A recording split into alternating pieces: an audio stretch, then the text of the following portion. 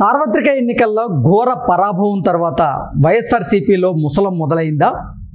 YCP అధినేత జగన్మోహన్ రెడ్డికి తన పార్టీలోనే వ్యతిరేక స్వరాలు మొదలయ్యాయా అంటే అవుననే సమాధానం ఇస్తున్నారు కొంతమంది రాజకీయ విశ్లేషకులు.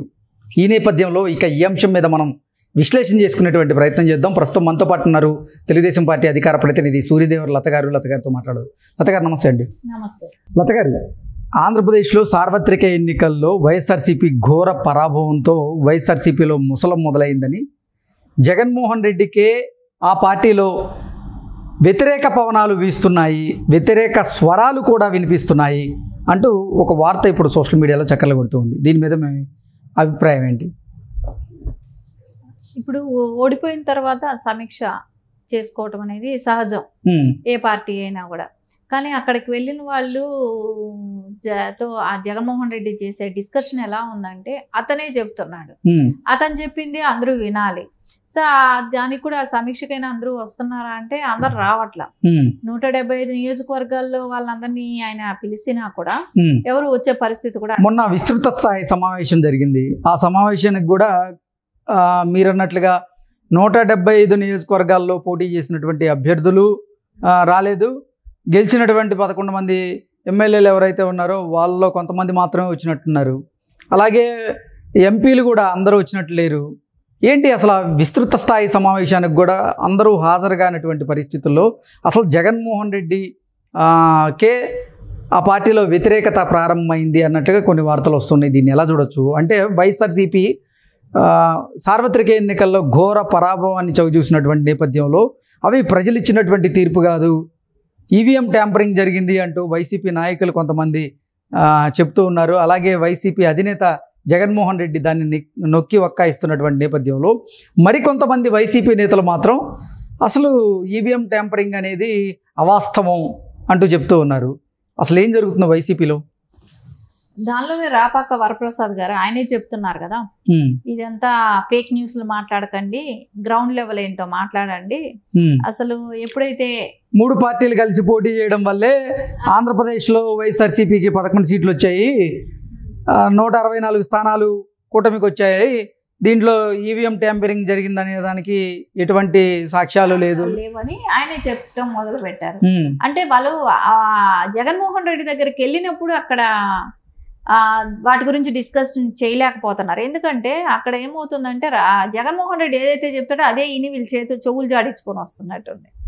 అందరూ చేతులు జాడించుకొని వస్తే చెవుల్లో అది వినేసి వీళ్ళు వచ్చేస్తారనమాట. వాళ్ళ ఒపీనియన్ వాళ్ళు చెప్పట్లా, ఎందుమూలాన జరిగింది, గ్రౌండ్ లెవెల్లో ఏమనుకుంటున్నారు అనేది ఒక డిస్కషన్ అనేది రావాలి. కానీ ఆయన వినే ఓపిక లేదేమో జగన్మోహన్ రెడ్డికి, వీళ్ళకి చెప్పడానికి భయమా తెలియట్లేదు. వీళ్ళు ఎప్పుడు కూడా ఆ డిస్కషన్స్ ఎక్కడా కనపడేటట్టు లేవు వాళ్ళ నాయకుల్లో కూడా. అది అంటే ఎందుకు వైసీపీ నాయకుల్లో అంత భయం? జగన్మోహన్ రెడ్డికి వైసీపీ నేతలు ఏదైనా సలహాలు సూచనలు ఇస్తే వాళ్ళు తీసుకునేటువంటి పరిస్థితి ఉండదంటారా? జగన్మోహన్ రెడ్డి అక్కడ ఒక మోనార్క్ లాంటి ఇది కనపడుతుంది. ఆ జగన్మోహన్ రెడ్డి గతంలో కూడా ఏమన్నాడు, ఎమ్మెల్యేలుగా మీకు నేను అంటే సీట్ ఇచ్చానే కానీ మిమ్మల్ని చూసి ఓటేయలేదు, నన్ను చూసి ఓటేశారని కూడా మాట్లాడాను పరిస్థితి కూడా ఉంది. సో ఇప్పుడు అదే ప్రజలు కూడా జగన్మోహన్ రెడ్డి సీఎంగా ఉంటే పనికిరాడు అనేది ఒక డెసిషన్, ఎలాంటి క్యాండిడేట్లు నిలబడ్డారనే దానికన్నా కూడా. సో అక్కడ ఏంటంటే ఆయన కార్యకర్తలతో కలవటకపోవటమే కానివ్వండి, గెలిచిన ఎమ్మెల్యే వాళ్ళు ఉన్నారు కాబట్టి గతంలో ఉన్న వాళ్ళని కూడా వాళ్ళకు కూడా అపాయింట్మెంట్ ఇవ్వకపోవటమే కానివ్వండి, గ్రౌండ్ లెవెల్లో ప్రజలతో కూడా కలిసి మమేకంగా అంటే ఒక వారధి లాంటి వాళ్ళు ఎమ్మెల్యేలు ప్రజలకిను సీఎంకి అనుకోండి. కానీ అక్కడ ఆ ఎమ్మెల్యేలతోనే కలవని వ్యక్తి ప్రజల్లోకి వెళ్ళి ఏం చెప్తాడు, ప్రజలకు ఏం భరోసా చేస్తాడు? కానీ అక్కడ ఏమి జరగలేదు కదా. అది కూడా ఆ జరిగిన మిస్టేక్ను కూడా ఆయన వరకు తీసుకెళ్ళలేకపోతాం. అంటే ఇంత ఘోర ఓటమి తర్వాత కూడా ఆయన చెప్పుకోలేని పరిస్థితిలో ఉన్నారంటే ఇంకా జగన్మోహన్ రెడ్డికి వీళ్ళు ఎంత భయపడుతున్నారు అనేది ఇక్కడ మనకు ఒకటి అర్థమవుతుంది. సరే, ఇంకా బయట వచ్చి ప్రెస్ మీట్లు పెట్టి ఏదో కొనుగొనాన్ని చిన్నగా చెప్పటం కాదు కదా. సో వాళ్ళకి అది కూడా చెప్తున్నారు కదా. అనిల్ కుమార్ యాదవ్ ఆయన కూడా చెప్పాడు, కొంతమంది నోరు దురుస్తూ మాట్లాడారు, అది కొంచెం తగ్గించుకుంటే బాగుంటది అనేది అనిపించింది అనేది ఆయన చెప్పాడు. అంటే నోటి దురుసు వల్లే మేము ఓడిపోయాము అనుకుంటే ప్రజలు నోటి దురుసు వల్లే మమ్మల్ని ఓడించారు అంటే మేము నోటి దురుసు తగ్గించుకోవడంలో తగ్గించుకునే ప్రయత్నం చేస్తామంటూ కూడా ఆయన చెప్పాడు. కాట్సాని రాంభూపాల్ రెడ్డి గారు ఆయన కూడా ప్రెస్ మీట్ పెట్టి ఏం చెప్పారు, ఎమ్మెల్యేలకే అక్కడ మాకెళ్ళి చెప్పుకోవటానికే మాకు అవకాశం లేదు, మా గురించి పట్టించుకున్న వాళ్ళు లేరు, గంటల పడిగాపులు పడి మేము వచ్చేసేవాళ్ళం అని చెప్పారు కదా, ప్రజలతో మమేకం కాలేకపోయామని కూడా చెప్పాడు కదా. సో ఇవన్నీ ఎమ్మెల్యేలు కొంతమంది ఓపెన్ అయ్యి చెప్తున్నారు, కొంతమంది ఆయనకి సమాధానం చెప్పడం ఎందుకు, ఆడెళ్ళి నిలబడుకోవడం ఎందుకు, ఏదో ఇప్పుడు మీరు వాళ్ళ మీటింగ్ పరిస్థితి కూడా మీరు చూడండి, టీడీపీ మీటింగ్ ఎలా జరుగుతుంది, వైసీపీ మీటింగ్ ఎలా జరుగుతుంది అనేది మనకు అక్కడ చూస్తే అర్థమవుతుంది. ఆయన ఇట్లా సోఫాల్లో ఒకలాగా ఒక కుర్చీలో అలా కూర్చొని ఉంటే చుట్టూ నిలబడుకోవాలా, అదే మీటింగ్, అదే దీని గురించి ఎలక్షన్లో ఓడిపోయిన తర్వాత ఒక డిస్కషన్ చేసుకునే పరిస్థితి అట్లా ఉంటుందా? అంటే అటువంటి పరిస్థితులు ఉన్నప్పుడే ఇక వైసీపీలో జగన్మోహన్ రెడ్డి గారి మీద ఆయన నిర్ణయాల మీద ఖచ్చితంగా వ్యతిరేకత మొదలవడం అనేది జరుగుతూ వస్తుంది కదా. ఖచ్చితంగా అదే జరుగుతుంది కదా. ఇప్పుడు 75 మంది నియోజకవర్గాలు 175 నియోజకవర్గాల నుంచి రావాల్సిన క్యాండిడేట్లు ఎక్కడొచ్చారు? 20 మంది కూడా రాలేదు కదా. అంటే వాళ్ళకందరికీ కూడా అదే ఏముంది, అక్కడికి వెళ్తాం, ఆయన నిద్రపోయి లెగిస్తే అనేది ఏదైతే మీడియాలో చెప్పిందో అది వాళ్ళు కూడా వినుంటారు.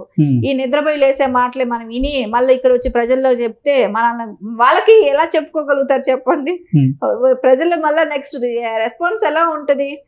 ఏంటి 5 ఏళ్ళు నిద్రపోయారట కదా, మీ నాయకుడే చెప్పాడు, మళ్ళీ ఇంకో 5 ఏళ్ళు నిద్రపోతారట కదా, మీరు అట్లాగే పడుకోండి. ఆ సీమరాజా చెప్తున్నాడు 2039లో మాది అధికారం అని చెప్పేసి. అదేలాంటి పరిస్థితి కోసం మళ్ళీ మనం ఇన్నేళ్ళు మేము వెయిట్ చేయాలా, ఇంకా ఈ టర్మ్ కంతా కూడా మాకు అవసరం లేదని వాళ్ళు పార్టీలు మారటం, అవకాశాలు చూసుకోవటం అయితే చేస్తున్నారు. ఖచ్చితంగా ఎవరు అవకాశాలు వాళ్ళు చూసుకుంటున్నారు, మారిపోతున్నారు. అంటే జగన్మోహన్ రెడ్డి ఒక దశానిర్దేశం కూడా చేయలేకపోతున్నాడు. ఖచ్చితంగా అదే జరుగుతుంది.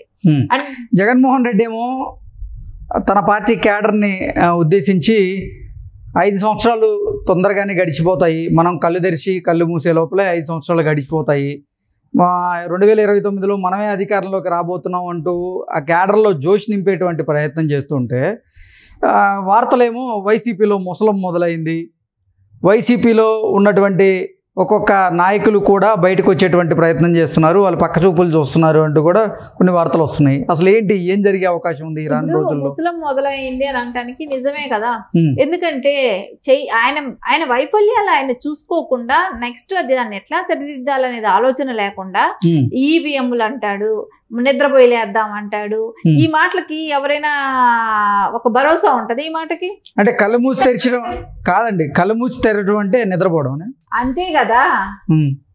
కళ్ళు మూసి తెరిస్తేదంటే నిద్రపోవటం కాకుండా ఇంకేంటి మరి?